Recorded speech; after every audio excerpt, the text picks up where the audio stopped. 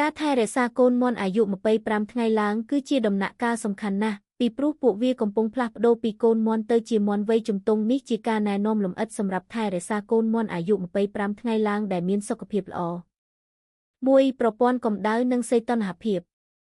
នៅអាយុ25ថ្ងៃឡើងកូនមាន់សុទ្ធតែមានបន្ទះរោមគ្រប់រាងកាយហើយដូច្នេះមិនត្រូវការកម្ដៅពិសេសទៀតទេលើកលែងតែអាកាសធាតុត្រជាក់ខ្លាំង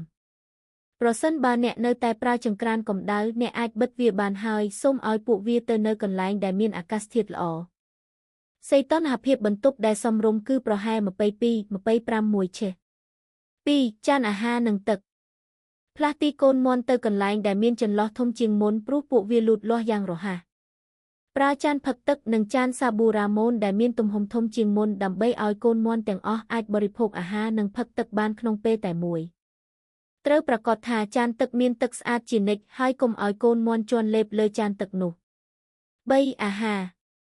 នៅអាយុ25ថ្ងៃឡើងអ្នកអាចបន្តឲ្យពួកវាស៊ីចំណីកូនមាន់ starter feed ឬប្ដូរទៅជាចំណីសម្រាប់មាន់វ័យជំទង់ grower feed វិញក៏បានអាហារសម្រាប់មាន់វ័យជំទង់មានប្រូតេអ៊ីនតិចជាងអាហារកូនមាន់ដែលសមរម្យសម្រាប់ការលូតលាស់របស់ពួកវាត្រូវប្រាកដថាកូនមាន់មានអាហារពេញម៉ោង 4. ការថែរក្សាសុខភាពត្រូវថែរក្សាបន្ទប់ឲ្យស្អាតជានិច្ចដើម្បីកាត់បន្ថយការឆ្លងរោគត្រូវដាក់ថ្នាំបង្ការឲ្យបានពេញលេញតាមកាលវិភាគថ្នាំត្រូវសង្កេតមើលរាងកាយកូនមាន់ជារៀងរាល់ថ្ងៃប្រសិនបើមានកូនមាន់ណាមួយមានអាការៈសុខភាពមិនល្អត្រូវដាក់វាឲ្យនៅឆ្ងាយពីកូនមាន់ដទៃភ្លាម 5. ការគ្រប់គ្រងពន្លឺ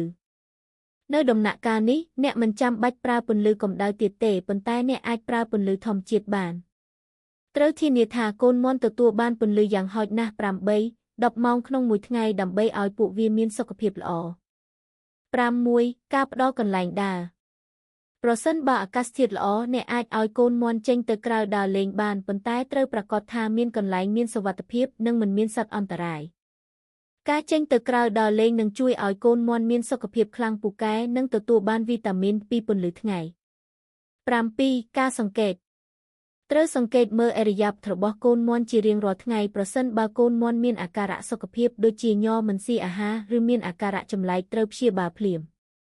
សរុបសេចក្តីមកកូនមាន់អាយុ25ថ្ងៃឡើងត្រូវការការថែរក្សាដែលមានចន្លោះធំជាងមុនអាហារដែលសមរម្យ